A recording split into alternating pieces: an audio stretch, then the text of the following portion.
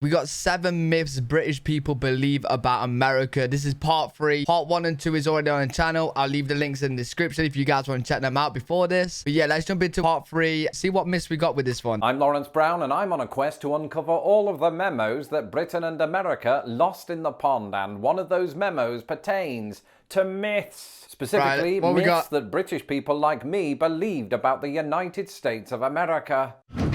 Let's see. For those not keeping count, this is part 3 in the series. As is customary, I'll link to part 2 at the end of this video, and if you haven't had a chance to subscribe to this channel, do that now. Without further ado, here are 7 myths that British people believe about the United States of America, part 3.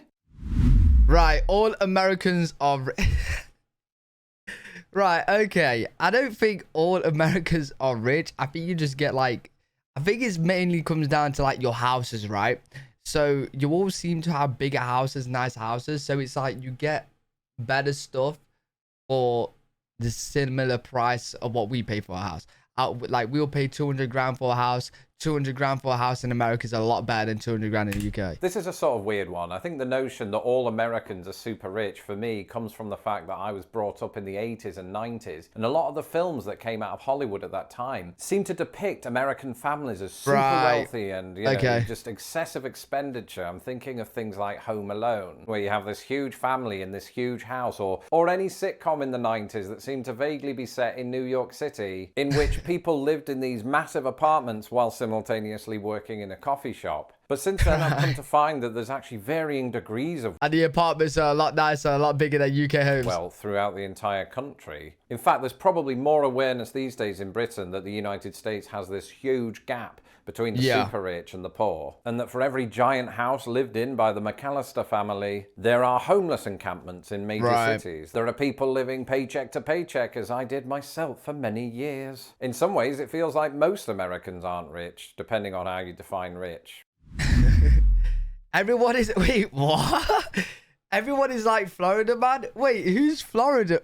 Wait, what? Here's the thing, right? When I lived in England and you get these kind of news stories coming from America that, you know, some dude rode an alligator through a shopping mall to steal some jewelry for his cousin who he was also married to. That sort of thing helped to build up this kind of stereotype in your head about Americans in general. Right. I've never... Florida man accused of stealing over $1,000 worth of toothbrushes and then throws them off... Wait, what? And in recent years, when that kind of story drops, it usually falls under the category of Florida man, which, you know, might be unfair to Florida. I don't know. Okay, I've never, ever heard of this and never thought this, so you're safe with me. Unfair to men. But I suppose there's a perception that Florida produces a higher ratio of these kinds of stories, probably because they have more alligators. But anyway, rest assured that those kind of stories make it to England because they're so extreme. Right. Because they're so extreme, that means that most Americans aren't like this. In hindsight, I suppose that's pretty obvious, but sometimes you've just got to cut through the perceptions that are created by the news. Of course. Americans applaud at the... Wait, what? Wait, do you do that? See, I never thought this either.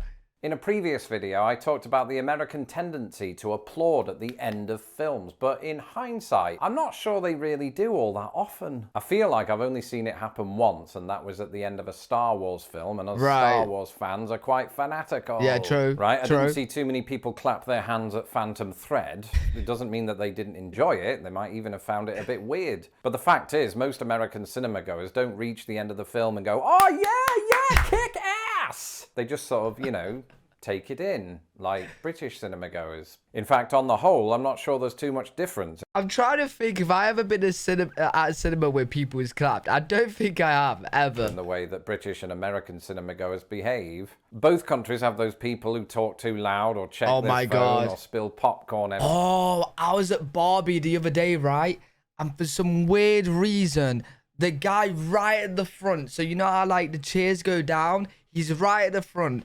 He just whacks out his phone, full brightness, and it's pitch dark, right? So that's like a beam of light going into your face for like a full 10 minutes. I don't even know what he was doing. He didn't even seem like he was scrolling. He just had it out. I thought he was recording at one point, but he wasn't. He just had it out. Oh, he was so annoyed. Eventually, he left halfway through as well. So I don't know what was going on with that guy, but he was so annoying. Everywhere. That's me. The popcorn person is me. Anyway, speaking of applause Oh, worthy... you know what? I feel sorry for anyone that's listening to me because I'm quite a loud eater, right? And my popcorn, I'm always eating popcorn. I kind of make sure when I book chairs, I book it away from people.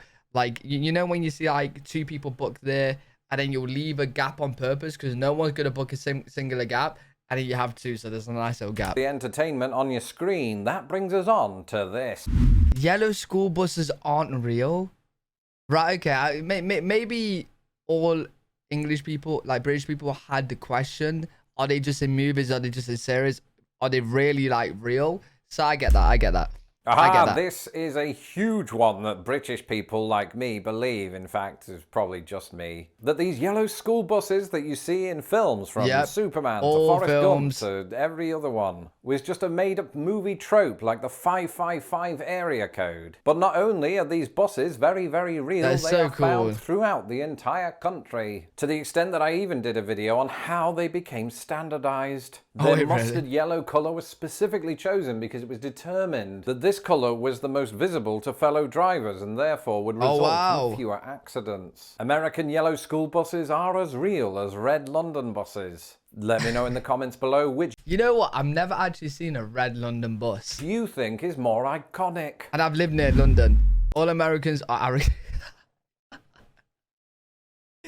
Okay, me personally, I've never thought this, but sure.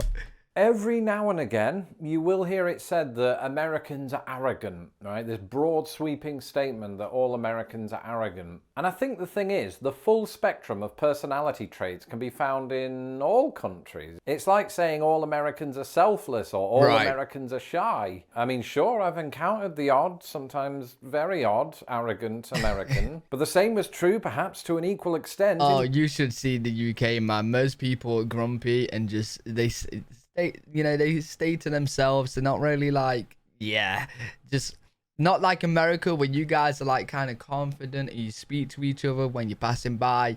You just stay in your lane because the person is probably going to be grumpy that you're going to be talking to. Britain, just with British people, not Americans. Perhaps the perception arises from the fact that arrogant people tend to do or say things that gets people's attention and therefore is packaged up into a neat and tidy clickbait article that helps to once again further propagate this idea that all Americans are the same way.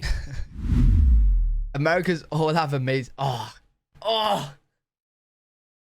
Ouch! And, you know, the world of entertainment probably does that for this. The perception that all Americans have perfectly white teeth. And I know what you're thinking. Ooh. You know what? Now that I think about it, on average, Americans definitely do have better teeth than British people. On average, right? But obviously, you get British people with nice teeth. In America, I don't know if I've actually seen someone with bad teeth. That's probably because most of the Americans I've seen are like content creators, actors, actresses, famous people, celebrities. So like, yeah, I can't think of one person that I've seen actually. Ooh, Lawrence, anybody's teeth look perfect next to the British. But, you know, studies have found that we have some of the healthiest teeth, so who's laughing now? Wait, what? Not us, but for your benefit. Now, the truth is that American dentistry does favour a more aesthetically driven approach to teeth maintenance. So, while teeth are developing, most kids will wear braces, and many Americans whiten their teeth with teeth whiteners. But some Americans have bad or wonky teeth, right? I'm not going to name names, but Chainsaw Jim looks like he hasn't been to the dentist in 40 years. It's just that America doesn't have a tendency to slap those people on the front of magazines. Right. Okay. America is all sunshine and beaches. Hey, America's a big place. But do you know what? I actually did believe this at some point because, like, I didn't think it rained that much in America. I didn't think it even snowed that much in America. And now that I've like seen quite a bit of American videos, yeah, you guys get all types of weather. It's crazy. And finally, before I moved here, I had this impression that America was all palm trees and beaches, which is weird because I've seen the film The Shining. I think a big part of that, though, is that a lot of films that come out of the United States are in fact filmed in California. which does have a lot of palm trees and beaches. The problem is there's this huge part in the middle of the country that isn't on the coast. Right. And that middle part tends to be a sort of petri dish for the worst weather you've ever seen. That's why I have to endure about 4 tornado warnings every year. Crazy. That's why there's all this snow and low temperatures at this time of year, and why you should watch my November special for more information. See, like, when I was younger, I definitely didn't think that it snowed in America. I don't know why. I just had that perception. It just didn't snow. Basically, America is a rich tapestry of all kind of weather patterns, not to mention topography. For all of the beaches that you have on its admittedly long coastline, there are places that many humans can't even set foot. Then there are places that most humans could set foot but choose not to because there's nothing for 100 miles. So the perception that I previously developed that it's all sunshine and beaches probably comes from the Wait, what was that place where you can't step foot? Like, what, bro? Was that like hell?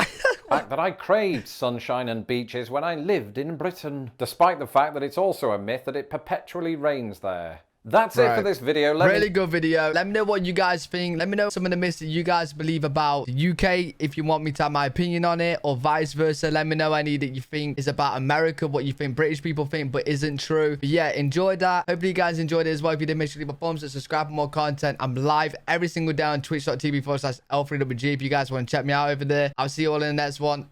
Peace.